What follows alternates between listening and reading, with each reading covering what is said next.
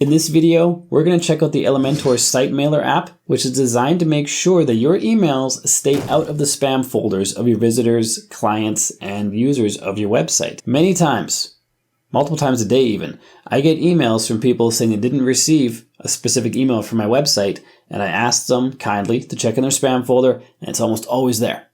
And this plugin aims to solve that problem, and from what I can tell, it does a pretty good job. Plus, you can use this on any WordPress site. It does not need to be built with Elementor. So watch this video, sign up for the free plan, give it a try, see if the emails end up in the inbox, not the spam folder.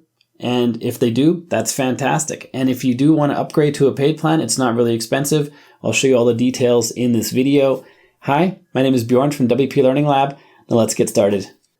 So here's the problem that this new Elementor plugin, Site Mailer, is trying to address. Let's say this is your client site. It's beautiful, it's gorgeous. People are checking out. There's stuff they want to buy. And when they buy things, you're going to receive email confirmations that a purchase went through or didn't work. Or when they sign in, they're going to get passwords sent to them. But what often happens after a certain amount of time, not in the beginning, but after a certain amount of time, stuff ends up in your spam folder. This is the spam folder from one of my email accounts right here. This I Sell Widgets here is a demo site. Somebody, a bot probably, left a comment on the Hello World post, but it's in the spam folder. We didn't get it in our main inbox. Here we have limit login attempts, sending us notification that this IP address is trying to probably brute force or guess our password. Also in the spam folder. This might be something you want to know about. It should be in your main inbox. I don't have any examples. Here's my login attempts. Oh, there's a whole bunch of login attempts. In this inbox, I don't have any examples of WooCommerce emails being sent into the spam, but they'd go into the same place. But hang on a second. This lady here wants to send us huge amounts of money. How much? $2.4 million. That's great. I can get that right now from Professor Maxwell Brown. That's fantastic. I just got to email all my information to him, maybe my bank account numbers and login details, and he'll just transfer the money over. That's awesome. I'm going to do this right after I finish this video. I'm kidding. Don't do this. If you get emails like this, don't do it. Just delete it. Be careful what you reply to and what you believe in your email inbox. But what I believe is that specific emails shouldn't be here. Like this one shouldn't be here. This one shouldn't be here. And that's what the new Elementor Site Mailer aims to fix. So on the Elementor site, if we go to products, there's one called Site Mailer. It says all the information about it. You can get here via the link in the description down below. It is an affiliate link. If you end up getting a free account with Site Mailer or even a paid one, I do get a credit for that. It does not make it more expensive for you. Just an easy way for you to support me in this channel if that's what you want to do. And like I said, there's a free account. If we can get to the pricing. There's the pricing plan. So it's pretty simply laid out. You have a free trial for $0. You get 200 emails to test it out. That's not per month, and it's not per year. It's 200 in total just to test it out, see if it works for you and your website. Then for $3.99, you can bump up to 1,000 emails per month for all websites. This is for one website, but you can choose a higher number of websites up here. So if you want 25 websites, it'd be $4.99 a month. You get 1,000 emails for 25 websites. That doesn't sound like much. But keep in mind, this is most commonly used for transactional emails. Like if someone goes through the forgot password process on your site, or if someone signs up and they get their login details sent to them, stuff like that is what this is mainly used for. You can use this to send out newsletters as well, especially if you have a plugin like MailPoet that runs on WordPress for sending newsletters. Then you might want to have one site and have up to 100,000 emails sent out per month if you're doing it as a newsletter sending service. And if you're doing this for clients to make sure all the transactional emails, like the forgot password ones, are sent properly, you can bump up to 100 sites, 100,000 emails a month, which is plenty. That's 1,000 emails per website. And very few sites can be sending that many transactional emails. And it's only $127 a month. If you pass that cost on to 50 different clients, so divide 127 by 50 or maybe by 60 to give a little margin for you as well, that ends up not costing very much. A lot of this stuff is quite technical, and it's all designed to make sure that your emails end up in the inbox and not the spam folder. So don't worry too much about that right now. I'm going to tell you everything you need to know in this video. The first thing you have to know is how to log into your dashboard.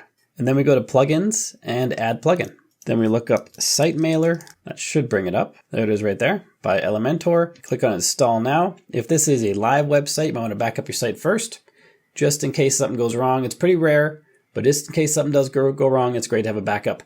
I'll link to a tutorial in the description down below to help you back up your site if you need help with that. Click on Activate once you're ready. And even though this is an Elementor plugin, it does not require Elementor to function. This can be installed on any WordPress site that you have or that your clients have. Here we have to connect to start. So we have to have at least a free account that we get through this page here. You can get here from the link in the description, as I mentioned earlier. Click on Connect to start. Then we're going to click on Connect and Continue. You'll see what account level you have, an expiration date in the middle here. And this is our beautiful email address out of the box that emails are going to be sent from.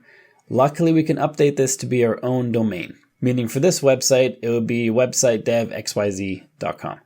Click on Got It once you've got it. And this is the dashboard right here. It's pretty simple, but it shows you all the data you need. We're going to send a test email or two in a little bit, but first we're going to go to General Settings, and over here we can customize some things. So the email that's received by your customers, your website visitors, the header is going to look like this by default. It's going to say site mailer, crazy email address, and then to you, which is the person who filled out your form or signed up to your website or whatever. So up here, you can change the name. It updates in real time right there. Reply to email. This is the email that when they click reply in the email that they receive, this is the email that's going to be auto-filled to send the reply to. So make sure it's a live email. Otherwise, the email will bounce and your customers won't have a great experience. And up here is where we have to change our domain. Click on Add Custom Domain. Gives us a few warnings. We've got to change DNS records. It can take up to 72 hours. Don't use public domains such as Gmail because you can't edit the DNS records. You can edit the DNS records if you use G Suite. That's different. Okay, let's do it. In this first field, we have to enter the domain we want to authorize. I'm going to use this website's domain. Let's copy that and paste it in there. Let's erase these things. It doesn't like those there. So it's just the domain name dot and the TLD, which is the information after the dot. Add the sender domain you want to authorize to send emails, support at this domain right here.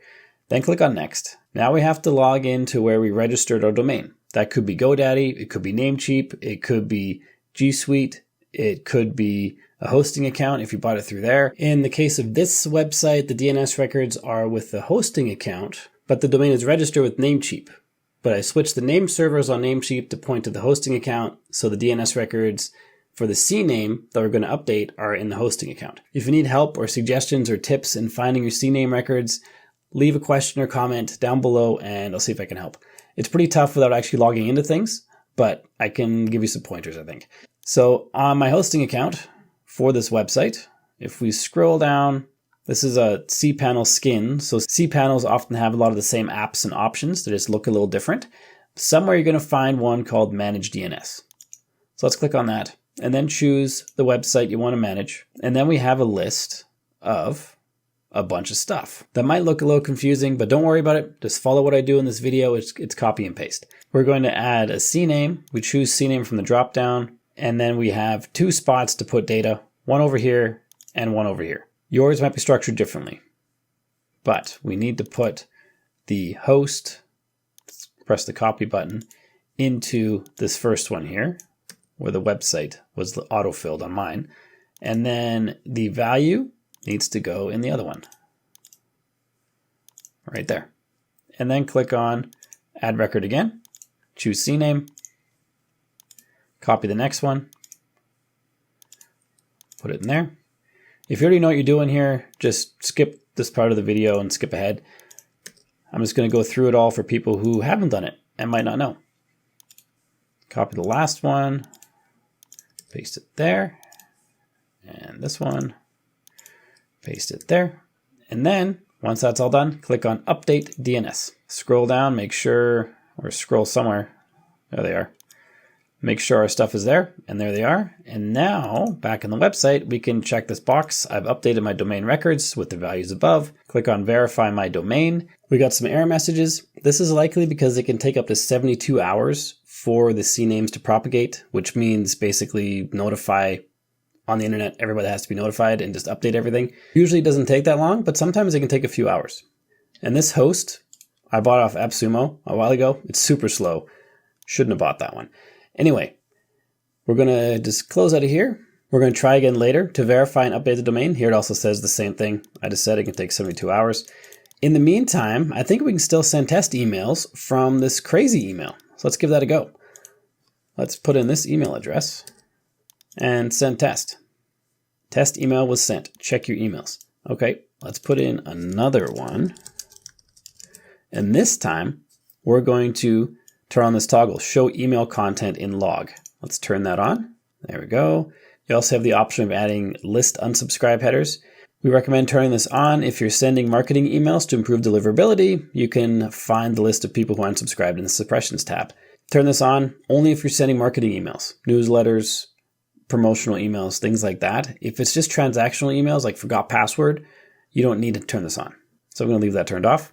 And I'm going to send the test to this email address as well. And let's see if we can find those. Found them both. In this email account, WPLearningLab, we received this message. And in Launchtime Media, we received this one. It also shows images in this message are hidden. This message might be suspicious or spam. This is supposed to help us get around that using this Elementor plugin, but it could be because of this crazy email that's being flagged.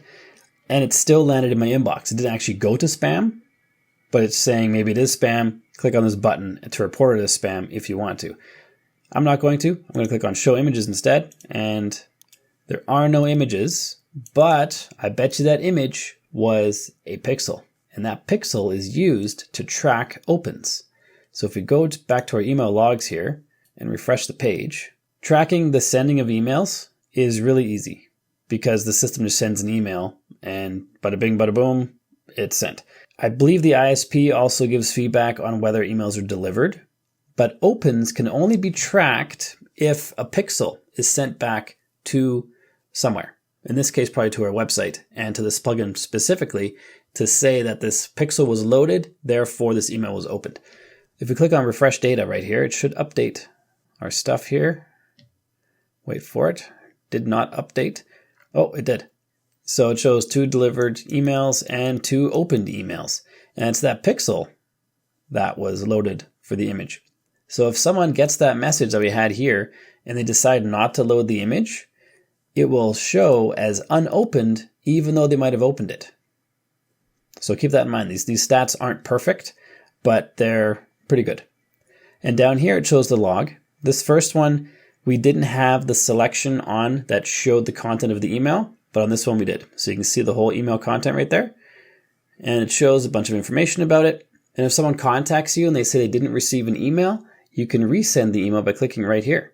The reason they didn't receive it should not be because it went into spam, because this plugin was designed to keep emails out of spam, but you never know. It's always a best practice to tell everyone to check in their spam folder. Now we have 2 emails sent. This many are left, and this is per month, which can be quite a few as long as you're not sending newsletters. So if you want to check out SiteMailer, click the link in the description down below. It'll take you to the page where you can sign up for the SiteMailer. Pick the plan that's right for you based on number of websites and number of emails, or to start with the free account. If the free account is enough for you, that's fantastic, but keep in mind these 200 emails do not renew, so those are going to run out eventually. And $3.99 a month for 1,000 emails, that's if you pay yearly. It's $4.99 if you don't pay yearly. For 1,000 emails a month, that's plenty for most websites. And if you end up getting a free account and you went through my link in the description, if you upgrade at some point in the future, I will get a credit for that. It does not make it more expensive for you, but it's a super easy way to support this channel if you like what I do. And if you end up doing that, I really appreciate it. And before we finish off this video, we want to make sure under general settings that we verify our domain so we can send from our own custom domain. So I finally got a domain verified, but it's not the one you're expecting. It's not the one that is this website. It's wpspeedified.com. I think the problem is the El Junco host that I bought on AppSumo has some stuff missing. It's El Junco. Maybe if I contact their support, they'll be able to figure out what the issue is. I have this domain hosted on Siteground, and the system looks pretty much the same. Or no, it doesn't. It looks different, but it has all the same stuff. So in Siteground, you go to the site, you go to domain, then DNS zone, click on CNAME, and then you add the first value from the site mailer plugin here, the second value here, and it creates these 3 CNAMEs, and it verified within 10 minutes. And this is how it looks now. So we have this domain that we're sending from, this is the email that we chose, and this is how it'll look when you receive emails. So hopefully you have an easier time than I did for getting this verified, and I'm pretty sure it's the host issue. So if you have a good host, it shouldn't be a problem. And if you got value from this video, make sure to hit the like button to let me know, and then click subscribe and ring the bell so you don't miss any future videos. And then check out the video that's on the screen right now, which is for the Elementor Image Optimizer plugin. It also works on all websites. There's also a free plan. Check out that walkthrough, check out the free plan, see if it works for you.